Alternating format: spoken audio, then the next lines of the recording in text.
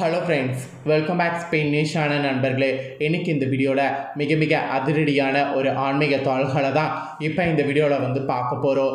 அதிரடியான ஆன்மீக தாள்களை பார்க்குறதுக்கு முன்னாடி எதை பற்றிய தாள்கள் அப்படிங்கிறத ஷேர் பண்ணுறேன்.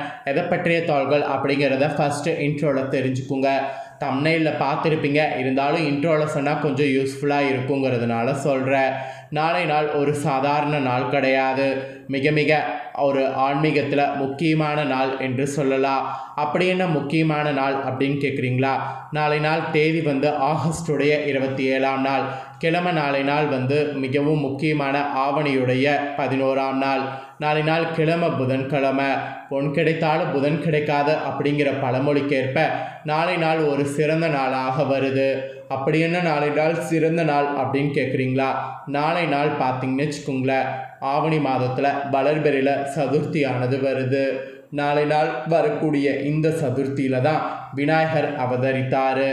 ஆவணி மாத வளர்பிறை சதுர்த்தியில் தான் விநாயகர் பிறந்தார். நாளை நாள் விநாயகருடைய பிறந்த நாள். நாளை நாள் இந்த விநாயகர் சதுர்த்தியை முன்னிட்டு விநாயகரை வழிபாடு செய்யாமல் இருக்கக்கூடாது. எல்லா வீடுகள்லையுமே எல்லா இடங்கள்லையுமே நாளை நாள் விநாயகருக்கு சிறப்பு பூஜைகள் செய்யப்படும். ஸோ விநாயகருக்கு சிறப்பு பூஜைகள் செய்யப்படக்கூடிய நாளை நாளில் சில வழிமுறைகளை நாம் ஃபாலோ பண்ணணும். ஸோ நாளைய விநாயகர் சதுர்த்தியில் இந்த 4 பொருட்களால் ஆன விநாயகரை செய்து வழிபட்டால் வீட்டில் செல்வம் பெருகும் என்பது சொல்லப்படுது. ஸோ அந்த 4 பொருள் என்ன, அதில் விநாயகரை செய்து எப்படி வழிபாடு செய்யணும் அப்படிங்கிற கதையை தான் இந்த வீடியோவில் உங்களுக்கு சொல்ல போகிறேன்.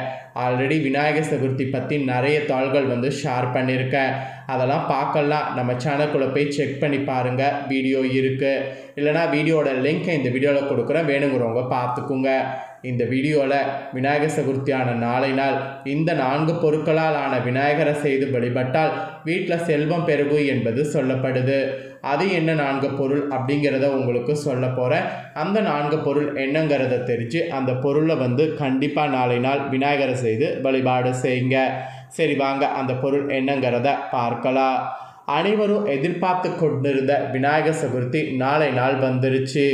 10 நாட்கள் கோலாகலமாக கொண்டாடப்படக்கூடிய விநாயகர் சதுர்த்தியை முன்னிட்டு பலரும் பார்த்தீங்கன்னு வச்சுக்கோங்களேன், தங்கள் வீடுகளில் விநாயகர் சிலையை வைத்து விநாயகருக்கு பிடித்த கொழுக்கட்டை, மோதகம், லட்டு மற்றும் பல உணவுப் பொருட்கள் செய்து படைத்து விநாயகரை மகிழ்வித்து அவருடைய அருளை பெற முயற்சி செய்வோம். இந்த ஆண்டு விநாயகர் சதுர்த்தியானது ஆகஸ்ட் 27ஆம் நாள், நாளை நாள் புதன்கிழமை வருகிறது. இந்த கொண்டாட்டமானது கரெக்டாக பார்த்தீங்கன்னு வச்சுக்கோங்களேன் 10 நாட்களுக்கு கிட்ட இருக்கும். பெரும்பாலும் விநாயகர் சதுர்த்தியில் களிமண்ணால் ஆன விநாயகரை வாங்கி வைத்து வீடுகளில் வழிபாடு செய்யப்படும். ஆனால் களிமண் விநாயகரை விட ஒரு சில மங்களகரமான பொருட்கள் கொண்டு செய்யப்படக்கூடிய விநாயகரை வைத்து வழிபட்டால் விநாயகருடைய அருளால் வீட்டில் செல்வம் பெருகும் என்பது சொல்லப்படுது. இப்போ நாளைய விநாயகர் சதுர்த்திக்கு எந்த பொருட்களான விநாயகரை வாங்கி வழிபடுவது நல்லது என்பதை சொல்ல போகிறேன். ஸோ அதை இந்த வீடியோவில் தெரிஞ்சு கண்டிப்பாக அந்த விநாயகரை வாங்கி வழிபாடு செய்யுங்க. களிமண்ணால் விநாயகரை வழிபாடு செய்வதை விட இந்த பொருட்கள் கொண்டு செய்யப்பட்ட விநாயகரை வாங்கி வழிபாடு செய்கிறது ரொம்ப நல்லது என்பது கூறப்படுது.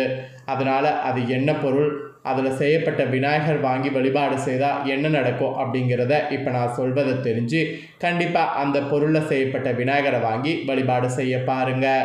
ஃபஸ்ட்டு நாளை நாள் எந்த மாதிரியான விநாயகர் வாங்கணும் அப்படின்னு பார்த்திங்கன்னா, மரத்தால் செய்யப்பட்ட விநாயகர் இருக்குல்ல, அந்த மரத்தால் செய்யப்பட்ட விநாயகரை வாங்கி வழிபாடு செய்கிறது நல்லது என்பது குறிப்பிடப்படுது. ஸோ அது எந்த அளவுக்கு உங்களுக்கு பவர்ஃபுல்லானது அப்படிங்கிறத உங்களுக்கு ஷேர் பண்ணுறேன். ஸோ மரத்தால் ஆன விநாயகரை வழிபாடு செய்கிறது எந்த அளவுக்கு நல்லதுங்கிறத தெரிஞ்சுக்குங்க. உங்கள் வீட்டில் நாளை நாள் ஒரு அழகான விநாயகர் சிலையை நிறுவ விரும்புனீங்கன்னா மரத்தால் ஆன விநாயகர் சிலையை நாளை நாள் வாங்கி வைங்க. அதுவும் அரச மரம், மாமரம் அல்லது வேப்ப மரம் இந்த மாதிரியான மரங்களில் செய்யப்பட்ட சிலைகளை வீட்டில் வைங்க. ஏனெனில் இந்த மரங்கள் அனைத்துமே இந்து மதத்தில் மிகவும் முக்கியத்துவம் வாய்ந்த புனிதமான மரங்களாக கருதப்படுது. ஆகவே இந்த மரத்தில் ஆன விநாயகர் சிலைகளை நாளை நாள் வீட்டில் வைக்கும்போது வீட்டில் நேர்மறையான ஆற்றல் ஓட்டம் நிரம்பி செல்வம் பெருகும். அந்த ஒரு காரணத்தினால தான் இந்த விநாயகரை வாங்கி வைங்க என்பது சொல்கிறேன். இந்த விநாயகர் கண்டிப்பாக நீங்கள் நாளை நாள் முயற்சி பண்ணிங்கன்னா கிடைக்கும். அதனால் மரத்தால் ஆன விநாயகரை வாங்க முயற்சி பண்ணுங்க.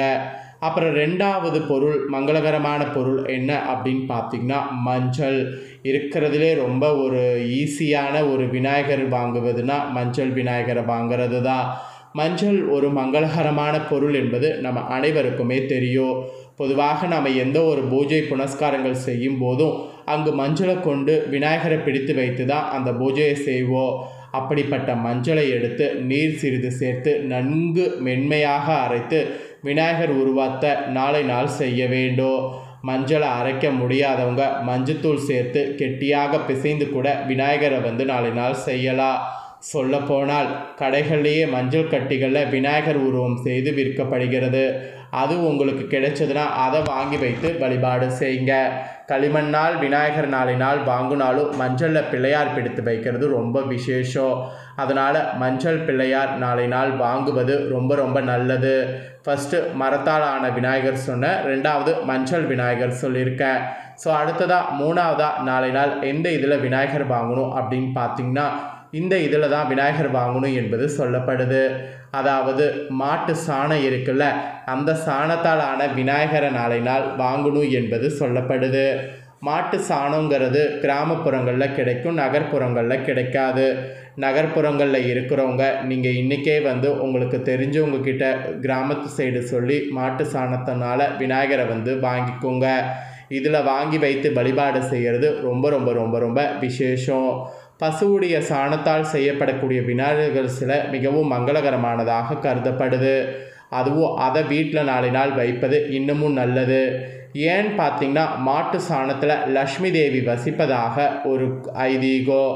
எனவே வீட்டில் செல்வம் பெருக விரும்பினால் நாளை நாள் களிமண்ணால் ஆன விநாயகருக்கு பதிலாக மாட்டு சாணத்தால் ஆன விநாயகரை வீட்டில் வைத்து வழிபாடு செய்யணும். அதுதான் ரொம்ப நல்லது என்பது சொல்லப்படுது. ஸோ களிமண்ணுக்கு மேலே நிகரானது இந்த மாட்டு சாணத்தால் ஆன விநாயகர் சிலை தான். அதாவது களிமண்ணை விட அதிக பவர்ஃபுல் சக்திக்கு நிகராக சொல்லப்படுவது மாட்டு சாணத்தால் ஆன விநாயகர் தான். அதனால் நாளை நாள் மாட்டு சாணத்தால் ஆன விநாயகர் சிலையை வாங்க ரொம்ப முயற்சி பண்ணுங்கள்.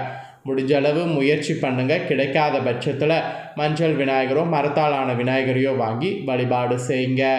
அப்புறம் உங்களுக்கு வசதி நல்லா இருக்குது, எனக்கு மாட்டு சாணம் மஞ்சள் இந்த மாதிரிலாம் எதுவும் வேணாம், வேறு எதுலையாவது சிலை வாங்கலாமா அப்படின்னு கேட்டிங்கன்னா உலோகத்தில் இருக்குல்ல, அந்த உலோகத்திலான சிலையை நாளை நாள் வாங்கி வைத்து வழிபாடு செய்யலாம்.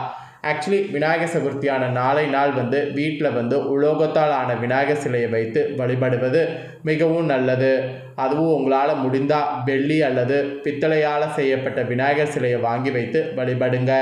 முடிஞ்ச அளவு வெள்ளியில் வைக்கிறது ரொம்ப நல்லது.